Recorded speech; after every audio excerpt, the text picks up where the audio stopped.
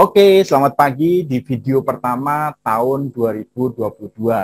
Tentu tahun baru pasti membawa harapan dan semangat baru. Nah, teman-teman, tidak terasa sepanjang tahun 2020 dan 2021 channel saya ini sudah diisi dengan 100 video. Tentu itu belum apa-apa, tetapi karena sudah 100 video tentu harus berpikir soal perbaikan, soal improvement. Nah, teman-teman, mulai tahun 2022 ini, channel YouTube saya ini akan saya isi hanya dengan 3 segmen. Pertama, segmen buku. Jadi saya akan berbicara mengenai buku-buku yang saya baca dan saya akan share kepada teman-teman karena saya tahu tidak banyak teman-teman yang mungkin punya cukup waktu untuk membaca. Atau malah mungkin nggak suka membaca. Tapi saya akan share isi buku-buku yang saya baca kepada teman-teman semua. Kemudian segmen yang kedua berkaitan dengan edukasi. Itu segmen EduSeries yang memang selama ini sudah ada. Jadi segmen EduSeries akan lebih banyak berbicara mengenai edukasi, perencanaan keuangan, dan perencanaan waris, tentu saja. Dan yang ketiga, segmen travel. Nah, segmen travel ini akan banyak berbicara ketika saya melakukan perjalanan, kemudian bertemu dengan teman-teman, inspirator-inspirator yang saya kagumi gitu ya. Saya pengen tahu dapat ilmunya dari mereka dalam bentuk seperti podcast. Dan segmen yang selama ini juga sudah ada yaitu menengok usaha teman. Jadi cuma akan ada 3 segmen, buku, EduSeries, dan travel. Nah, itu sebagai bentuk improvement supaya konten-konten yang ada di channel YouTube saya ini makin fokus, makin bermanfaat buat teman-teman semua. Nah, hari ini, di hari kedua di bulan Januari, di tahun 2022, saya akan membuka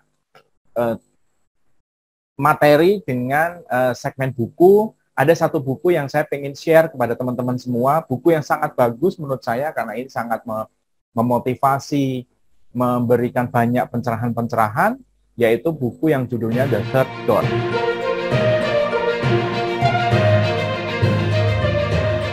Ya, saya kebetulan baca versi bahasa Inggrisnya. Kan saya tidak tahu terus terang apakah ada versi bahasa Indonesianya, tapi kebetulan saya dapat versi bahasa Inggrisnya. Nah, buku ini teman-teman menjadi menarik karena judulnya tentu saja. Judulnya The Third Door. Nanti artinya apa itu? Pintu ketiga itu artinya apa? Buku ini ditulis oleh seseorang yang bernama Alex Banayan. Tentu saja teman-teman nanti bisa cari detail mengenai Alex Banayan di internet ya. Tapi saya akan kasih sedikit gambaran ide di belakang penulisan buku ini oleh Alex adalah ketika dia kuliah di sebuah fakultas kedokteran, baru kuliah, jadi freshman, dan dia merasa bimbang apakah dia akan terus sekolah di fakultas kedokteran atau saya mau ngambil business administration. Gitu. Jadi ada semacam kebimbangan.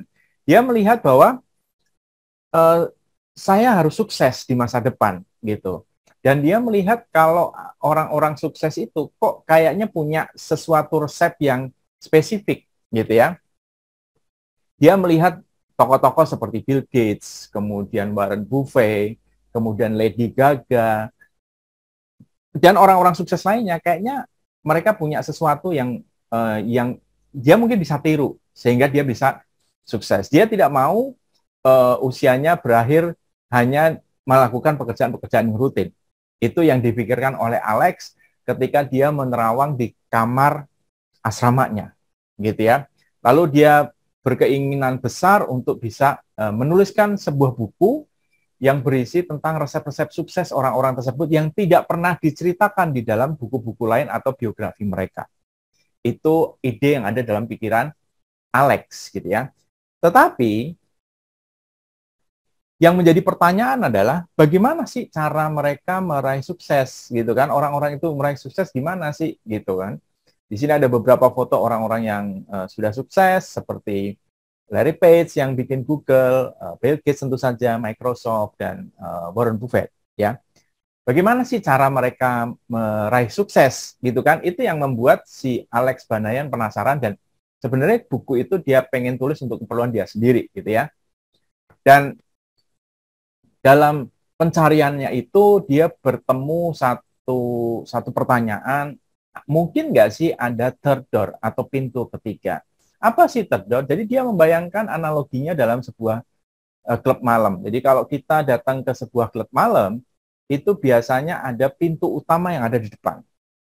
Nah, di pintu utama itu biasanya orang-orang yang ingin masuk itu harus antri ya untuk mungkin mendapat giliran masuk atau mungkin untuk membayar biaya masuknya. Orang itu ngantri, gitu ya. Itu pintu yang pertama. Lalu biasanya ada pintu yang kedua, itu pintu yang tersembunyi di belakang. Biasanya itu dipakai oleh orang-orang VIP, VVIP atau special member. Jadi mereka tidak perlu mengantri, mereka tidak perlu harus berdiri menunggu giliran untuk bisa masuk. Nah, apakah sukses seperti itu? Apakah saya harus berada di pintu utama di mana saya harus ngantri dengan orang-orang lainnya yang juga pengen sukses? Atau saya harus berada di pintu VIP? Tetapi kalau dilihat, Alex berpikir bahwa kalau saya harus berada di pintu VIP, kayak ini nggak mungkin karena saya nggak ada keturunan kaya, ayah saya orang biasa-biasa saja. Artinya tidak mungkin atau kecil kemungkinan saya bisa dapat privilege untuk bisa jadi kaya, gitu ya, atau sukses, gitu ya. Maka dia berpikir, mungkin nggak ya ada pintu ketiga, di mana pintu itu kita perlu gedor dengan cukup kencang, atau mungkin itu bentuknya seperti jendela yang gitu, kita perlu panjat, kemudian kita perlu pecahkan kacanya sehingga kita bisa sukses lebih cepat tanpa harus ngantri, gitu ya. Dan pertanyaan itulah yang membuat dia merasa harus bertemu dengan orang-orang sukses yang sudah pernah sukses sebelumnya atau orang-orang yang sudah sukses sebelumnya.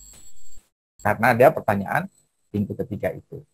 Lalu dia berpikir untuk melakukan riset dan interview, bertemu dengan para orang-orang sukses itu, gitu kan? Nah, caranya bagaimana untuk bisa dapat riset dan wawancara? Tentu harus ketemu, gitu kan?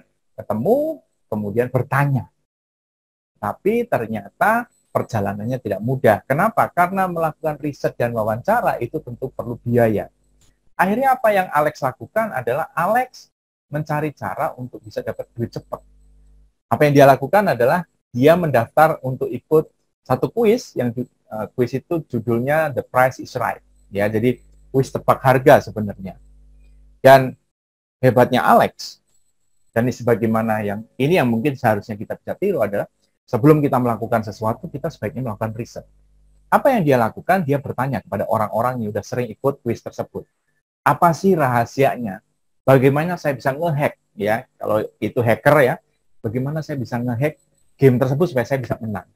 Lalu ada beberapa peserta yang memberi saran, memberi tips gitu ya, bagaimana caranya memenangkan kuis tersebut. Salah satu cara yang diajarkan kepada Alex adalah tebaklah harga itu di bawah harga perkiraan. Jadi kalau misalnya kita tahu nih harganya sekitar 1.000 gitu ya, maka jangan tawar 1.100.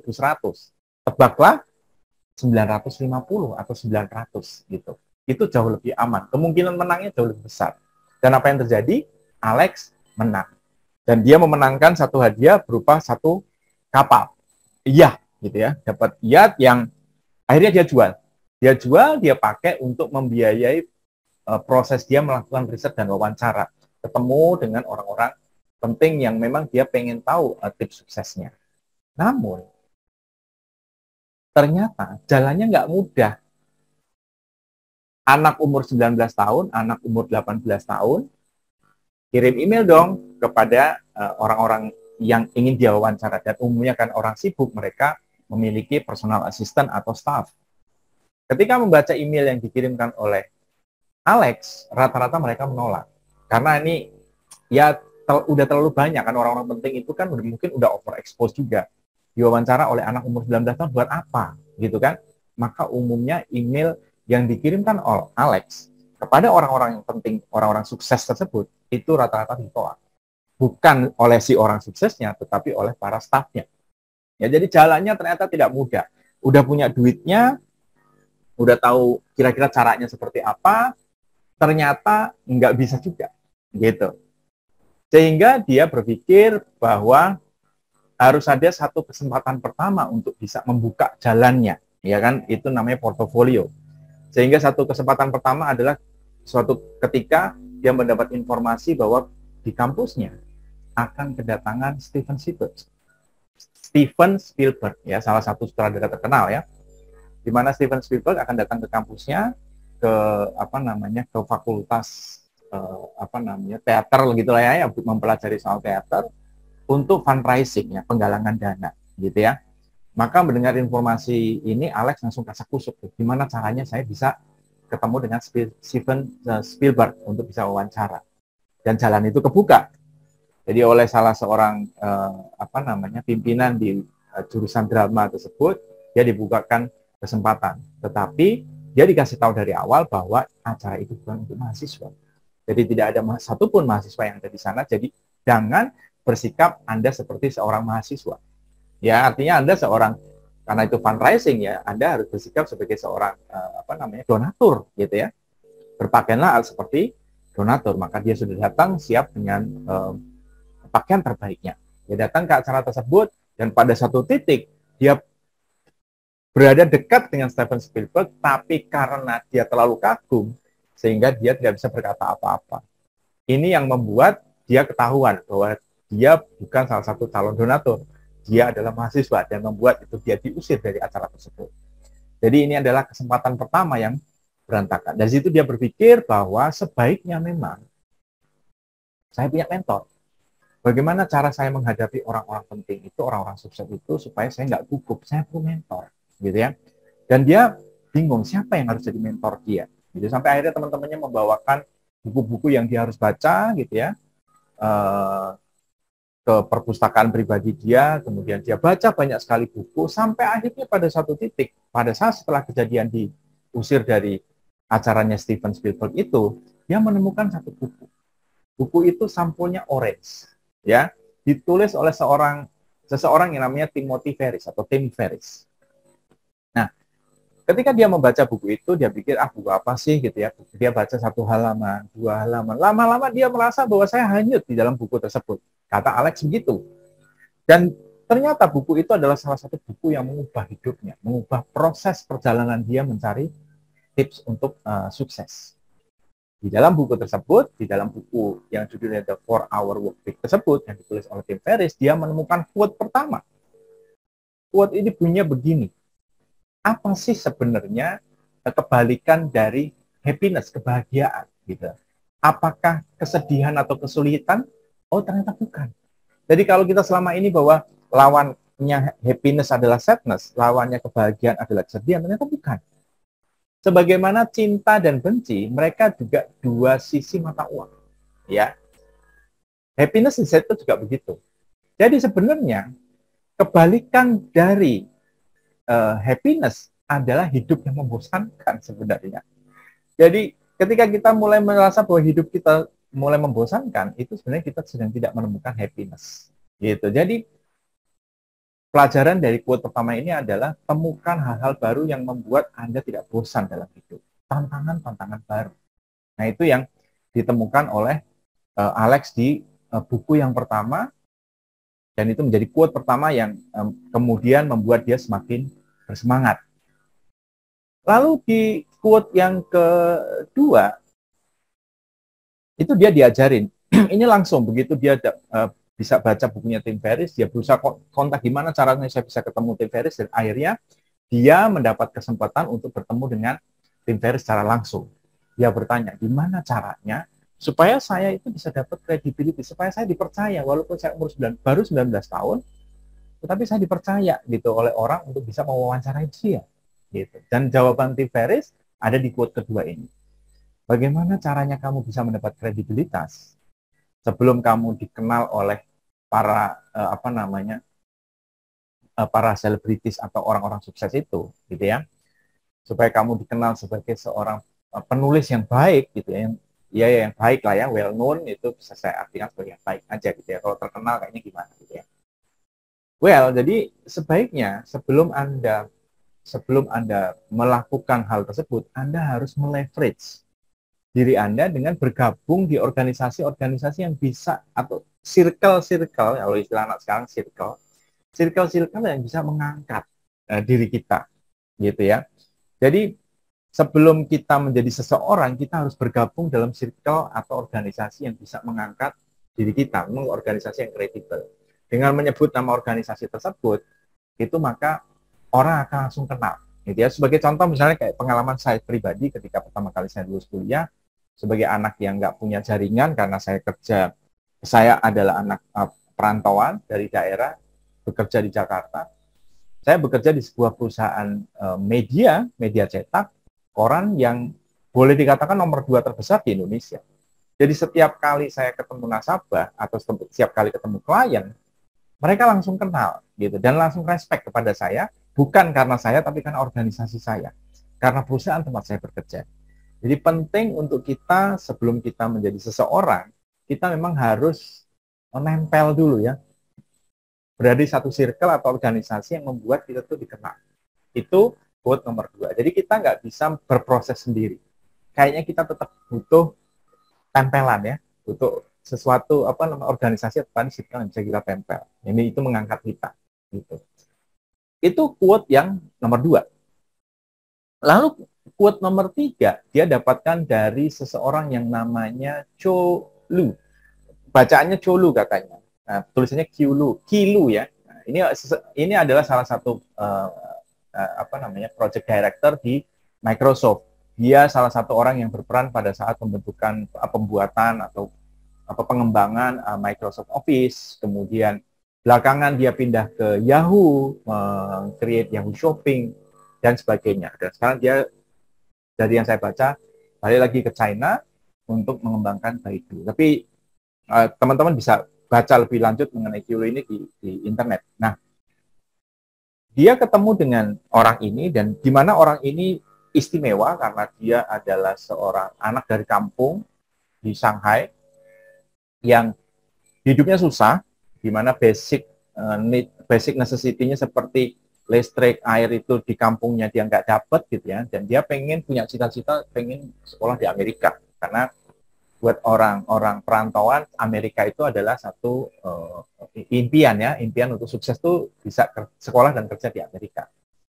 Nah, dia itu tadinya bermasalah artinya dia tidak ada tanda-tanda ciri orang sukses, nilainya biasa-biasa aja. Sampai akhirnya dia sadar bahwa saya pengen sekolah di Amerika dan saya harus mengubah hidup saya. Apa yang akhirnya dia ubah adalah dia melakukan evaluasi, dan apa yang dia ubah adalah dia mengurangi waktu tidur dia. Nah, jadi dia kurangi waktu tidur dia dan akhirnya dia menemukan bahwa dengan saya mengurangi waktu tidur saya dari 8 jam menjadi 4 jam, maka saya punya produktivitas nambah dalam 1 tahun itu nambah 2 bulan. Itu yang membuat ketika dia satu kali mendapat kesempatan untuk ikut satu seminar yang diadakan seorang dokter dari Amerika, pengajar dari Amerika, dia bisa memenangkan satu opportunity untuk bisa belajar di Amerika karena teman-teman yang ngumpulin tugas dalam waktu 30 hari, dia hanya cukup butuh waktu 4 hari.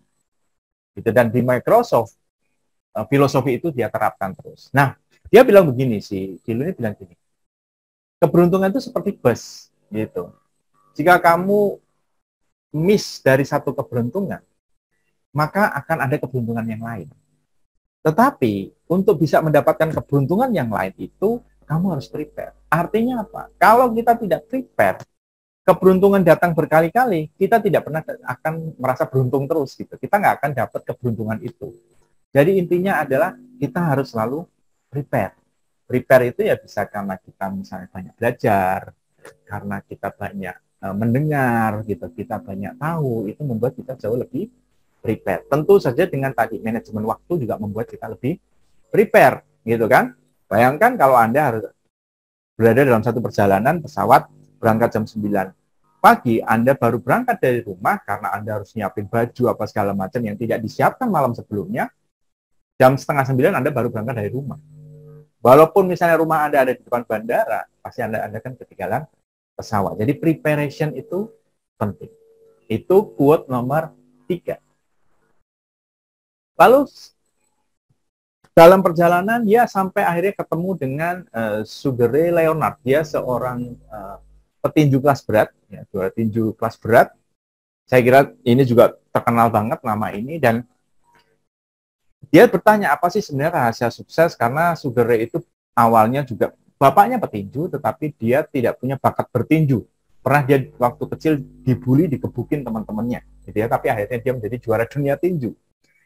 Apa yang disampaikan oleh Sugar Ray ada di quote nomor 4. Kalau kamu punya vision, ya kamu harus pegang erat-erat, harus digantung, gitu.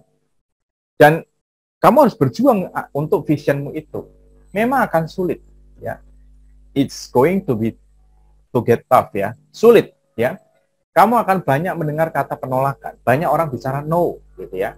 Tapi kalau kamu perjuangkan terus, kamu maju terus, gitu ya, dan kamu harus menggunakan istilahnya Sugar Ray adalah hidden reservoir, artinya tenaga cadangan, gitu ya, yang orang lain nggak punya, itu akan jadi jauh lebih mudah dan akan menjadi mungkin, gitu. Jadi tidak ada yang tidak mungkin kalau kita punya vision yang cukup kuat. Nah, ini penting karena banyak di antara kita, di lingkungan kita, banyak orang yang hidupnya tidak ada vision. Jadi hanya sekedar dia menjalani hidup aja, gitu. Jadi ketika dia ketemu dengan sedikit kesulitan, dia akan memilih untuk mundur. Nah, ini pelajaran dari Sugar Ray di quote nomor 4. Di quote nomor 5, ini ditemukan oleh Alex ketika ketemu dengan Elliot Bisnow. Nah, ini pertemuan yang panjang karena Elliot Bisnow adalah salah satu orang yang membukakan banyak pintu untuk Alex dan memberikan banyak hal kepada Alex, gitu ya. Jadi si Elliot Bisnow ini adalah pemilik dari Bisnow Advertising, salah satu agensi periklanan yang cukup besar, dan dia memulai dari usia yang juga cukup muda, di usia kurang dari 25 tahun, gitu ya, di bawah 25 tahun, dan sukses, gitu ya. Elliot Bisnow memberikan saran, ada 2 saran yang diberikan, dan saya kutip dalam quote nomor 5 dan 6. Pertama adalah, obat terbaik untuk mengatasi nervous, gugup, ya adalah immediate action. Jadi kadang-kadang kan kita kan berada dari satu kesempatan di mana kita mungkin harus maju dan bicara di depan, itu kan pasti kita akan gugup, ya, demam panggung. Nah, cara untuk mengatasi kegugupan atau demam panggung itu adalah ya udah segera jalanin aja ngomong, karena terlalu lama kita menunggu maka nervous kita akan semakin besar, akhirnya kita nggak akan beraksi. Itu yang quote nomor 5. Nah, quote nomor 6 itu bagus. Dia bilang begini, kalau kamu punya satu dream besar, vision besar, gitu ya, atau punya satu tujuan yang besar, ya, gigitlah more than you can chew. Jadi gigitlah lebih besar daripada yang bisa kamu punya, gitu ya. Jadi kalau misalnya kita bisa mengunyah cuma segini bagian, maka kalau bisa digigitnya segini, ya. Kita mungkin nggak ngerti gimana caranya nanti kita mengunyah bagian yang segede gini sementara kemampuan kita segini. Dia bilang, you can figure out how to chew later. Kamu akan temukan tuh caranya, gitu. Nah, kadang-kadang kita merasa bahwa aku masih bodoh nih, aku belum pintar, aku nggak mau action dulu, gitu. Karena nanti takutnya aku salah, nanti aku takutnya nggak berhasil. Itu salah justru. Justru kita harus ambil kesempatan besar, nanti proses yang akan memberikan kita ilmu bagaimana cara kita menyelesaikannya.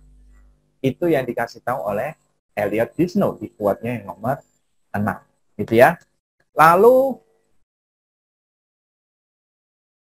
Elliot Bisnow menawarkan kepada Alex untuk bergabung dengan dia, dan Alex berpikir bahwa kuliahnya harus diselesaikan dulu karena orang tuanya minta kuliahnya diselesaikan dulu, dan dia dalam keadaan bimbang. Dia bilang akhirnya kepada Elliot, aku nggak bisa ambil keputusan untuk join kamu, gitu ya. Artinya ya dia nggak bisa belajar langsung dari Elliot secara hari-hari, ya, gitu ya. Yang itu akhirnya membuat sebenarnya Elliot agak sedikit marah, dan Alex juga bingung. Nah, dalam kebingungannya kemudian dia duduk di salah satu meja dalam seminar yang diadakan oleh Elliot, hingga tiba-tiba datang seseorang namanya Dan Babcock, disebutnya begitu, gitu ya, sebut saja Dan Babcock, seperti kalau kita kan sebut saja namanya Mawar lah, gitu ya. Di mana orang ini mendengarkan ceritanya si Alex, dan dia bilang begini, sukses itu adalah hasil dari prioritas keinginan-keinginan. Maksudnya gimana? Seringkali kan kita melakukan namanya proses goal setting, ya, goal setting. Nah, di dalam goal setting itu biasanya kita itu, Anda mau melakukan apa di 2022 misalnya, atau Anda ingin mencapai apa 2022. Maka kita menuliskan semua keinginan kita. baik keinginan yang pengen kita lakukan atau keinginan yang kita pengen capai. Mungkin ada 25 atau 30 keinginan. Bisnis itu tidak bisa dilakukan semua dan tidak bisa diraih semua. Dan Babcock ngajarin begini, kalau kamu misalnya tahun 2022 memiliki 25 keinginan, maka pilih saja 5, 20 itu pisahkan. 5 keinginan adalah prioritas. Yang kamu mau hidup, kamu mau mati, mau hujan, mau angin, itu harus kamu jalankan. Yang 20 itu harus di-avoided. Harus di-avoid, hindari. Jadi, apapun yang terjadi ketika itu berkaitan dengan yang 5 prioritas tadi, jalani. Tapi begitu berkaitan dengan yang 20 yang sudah kita tulis itu, yang ternyata kita harus avoid, ya avoid. Jangan dijalani. Karena sukses itu datang dari sesuatu yang kita prioritaskan. Nah, itu pelajaran penting. Jadi kadang-kadang kita kan BM ya, banyak mau gitu ya. Tapi actionnya nggak banyak gitu ya. Karena kita nggak ngerti apa yang kita mau dulu. Nah, ini pelajaran penting adalah lakukan prioritas. Ya. Nah, quote nomor 8 itu dia dapat dari pelajaran ketika Amazon itu mengambil sebagian besar pasaran dari Walmart. Jadi Walmart adalah salah satu jaringan retail terbesar di Amerika dan secara sedikit demi sedikit itu pasarnya digerogoti oleh Amazon, gitu ya. Nah, suatu kali para eksekutif di Walmart berpikir kalau kayak gitu kita harus berubah sistem, kita harus mengubah sistem kita seperti Amazon, dan mereka berinvestasi besar-besaran untuk mengembangkan orang, mengembangkan infrastruktur supaya dia bisa menyamai Amazon, dan ternyata tidak berhasil. Lalu hingga datang salah satu eksekutif baru yang baru bekerja di di Walmart, dan dia berpikir bahwa saya nggak bisa copy paste apa yang sudah dijalankan oleh Amazon. Saya nggak bisa copy dan paste playbooknya orang gitu, dan berharap bisa bekerja persis seperti orang itu lakukan, gitu ya. Jadi playbook atau strategi atau cara atau taktik mereka mungkin hanya akan cocok buat mereka. Karena mereka punya strength dan circumstance yang cocok dengan taktik dan strategi mereka. Mungkin dia akan cocok dengan kita, maka kita harus punya strategi sendiri, gitu. Dan itu yang selalu juga saya sering temukan di dalam ketika proses mentoring gitu ya, di mana kadang-kadang kita suka tidak bisa menemukan sebenarnya saya tidak bisa mengenali kelebihan dan kekurangan kita itu apa gitu. Jadi kita cenderung melihat bahwa orang ini sukses ya dengan jualan produk ini, maka saya pengen jualan produk ini juga. Oh, orang ini sukses dengan sales stock ini ya, maka saya pakai sales stock ini juga. Padahal belum tentu. Cara atau taktik yang dia pakai mungkin cocok buat dia, tapi belum tentu cocok dengan kita. Nah, tugas kita adalah menemukan kekuatan kita sendiri, menemukan cara kita sendiri, gitu ya, yang cocok dengan situasi dan kondisi kita. Itu quote nomor 8. Lalu dalam perjalanan kembali, dia ketemu dengan namanya Tony Hsieh. Nah, Tony Hsieh ini adalah mantan CEO dari Zappos, dan kemudian dia mengembangkan banyak sekali startup, dan dia menjadi salah satu orang yang berpengaruh dalam bisnis startup di Amerika. Dia bilang begini, ketika Alex bertanya, dan itu dia dengarkan ketika si Tony Hsieh itu menjawab pertanyaan seorang peserta dalam satu pertemuan. Tony bilang begini, most people, kebanyakan orang tidak pernah bertanya kepada dirinya sendiri, mengapa saya melakukan ini atau melakukan sesuatu. Ataupun ketika mereka melakukan sesuatu, bertanya kepada diri sendiri, kebanyakan dari mereka berbohong kepada dirinya sendiri. Nah, ini juga saya sering temukan dalam sesi mentoring, di mana ketika goal setting itu mereka menulis, saya pengen misalnya membahagiakan anak, mengajak anak saya jalan-jalan ke luar negeri misalnya, atau mengajak orang tua jalan-jalan ke luar negeri, gitu ya. Tetapi mereka tidak pernah bertanya kenapa mereka mau melakukan itu. Dan kebanyakan juga dari mereka sebenarnya berbohong kepada dirinya sendiri. Sebenarnya mereka tidak punya keinginan yang cukup kuat untuk mengajak anaknya, mengajak orang tuanya jalan-jalan ke luar negeri, gitu ya. Itu hanya menjadi semacam lip service ketika proses mentoring atau goal setting. Yang akhirnya itu tidak pernah akan terlaksana. Setiap kali goal setting datang, itu yang dia sampaikan, dan itu tidak pernah terlaksana. Kenapa? Karena dia sebenarnya sedang berbohong kepada diri sendiri. Jadi penting untuk kita bisa jujur kepada diri kita sendiri mengenai apa yang pengen kita lakukan dan pengen kita capai. Gitu ya. Nggak usah terlalu sering berbohong kepada diri sendiri. Nah, itu quote nomor 9 yang saya dapatkan dari Tony, atau Alex dapatkan dari Tony Hsieh. Nah, yang terakhir, dalam proses pertemuan dengan Warren Buffett, dia belajar dari salah satu buku biografi Warren Buffett. Jadi Warren Buffett itu satu kali lulus dari kuliah dan dia bekerja sebagai salesperson di broker saham gitu ya. Jadi dia juga memulai dengan biasa-biasa saja dari kampung ya. Kebetulan kan dia berasal dari satu daerah di Amerika di pinggiran namanya Omaha, bukan kota besar sebagaimana New York atau San Francisco. Dia lulus bekerja sebagai pialang saham ya. Terus kemudian dia mendengar bahwa salah satu gurunya yang bernama Benjamin Graham ini adalah salah satu guru besar value investing. Jadi kalau kita hari ini mau belajar value investing itu pasti akan belajar buku-bukunya Benjamin Graham, pemikiran-pemikiran dia. Dia mendengar bahwa Benjamin Graham mau buka firma untuk investment management, gitu ya. Dan dia kagum banget sama Benjamin Graham. Apa yang dia lakukan? Warren Buffett dia keluar dari pekerjaannya dan kemudian dia datang kepada Benjamin Graham dan dia bilang, saya akan bekerja untuk Anda. Benjamin bilang, aku nggak butuh karyawan, nggak apa-apa. Saya bekerja nggak digaji, nggak apa-apa. Yang penting saya bekerja buat Anda. Benjamin 3 kali menolak, tetapi Warren Buffett 3 kali datang. Pada pertemuan yang terakhir, yang keempat, Benjamin Graham akhirnya bilang, oke, kamu boleh datang, boleh bekerja di sini, gitu ya. Tapi mungkin bayarannya nggak sebesar ketika kamu bekerja di tempat sebelumnya. Warren Buffett bilang begini, saya nggak apa-apa nggak dibayar. Karena buat saya, instead of trying to get paid as much as possible in dollar, jadi di luar bahwa saya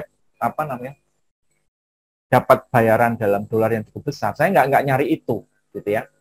Saya memilih untuk dibayar dengan mentorship, pengalaman, dan koneksi. Jadi saya ketemu Anda, Benjamin Graham, saya rela dibayar dengan mentorship, ya, sesi-sesi mentorship, expertise, dan connection. Saya nggak apa-apa, nggak dibayar pakai uang, karena saya yakin bahwa ini adalah salah satu cara saya untuk menemukan namanya exponential life. Jadi ada linear life, ada exponential. Kalau linear itu kan tadi ngantri di pintu utama, tapi exponential life itu adalah hidup yang penuh dengan lompatan-lompatan. Jadi ketika orang lain usia 50 tahun masih pagi berangkat, sore pulang, kalau bisa pada saat kita menjalani exponential life, usia 50 kita sudah financial freedom atau time freedom. Itu yang diharapkan oleh Warren Buffett dan itu tercapai. Hingga usianya sekarang masih sudah 90 tahun dan dia tetap berinvestasi di saham. Dan menjadi salah satu orang terkaya kan, karena exponential life. Walaupun tadinya dia nggak dibayar bekerja untuk Benjamin Graham. Nah itu teman-teman, 10 quote yang semoga bisa memberikan semangat yang sudah dituliskan oleh Alex Banayan di bukunya Sador. Kita akan ketemu lagi di buku yang lain dengan quote-quote penyemangat yang lain. Oke teman-teman, selamat menikmati jendela dunia, selamat membaca, selamat Anda bereksplorasi di dalam buku. Sampai ketemu lagi, sukses untuk kita semua.